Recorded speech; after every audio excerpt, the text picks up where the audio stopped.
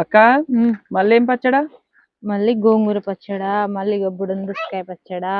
ఈసారి అయితే మొన్నటిసారి కన్నా ఈసారి అయితే బుడన్ దోసకాయలు అయితే చూడండి, ఇంకో చాలా అంటే చాలా బాగున్నాయి. ఇంకో ఎంత బాగున్నాయి చిన్నగా.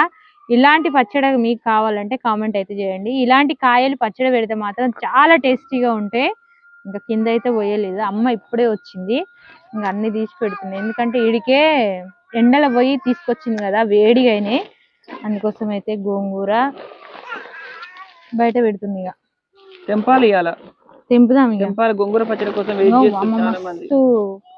వేడిగా కానీ ఉంది అసలు. నేనైతే ఒకటి చెప్పాలనుకుంటున్నా, కొంతమందికి అయితే లేట్ అవుతుంది అనమాట. లేట్ అయిన వాళ్ళు ఎవరు బాధపడవద్దు, ఎందుకంటే తీసుకొచ్చి చేసి మీకు వచ్చే వరకు అయితే కొంచెం లేట్ అవుతుంది. ఎవరైతే ఫీల్ కావద్దు ఫ్రెండ్స్, ప్లీజ్ అర్థం చేసుకోండి.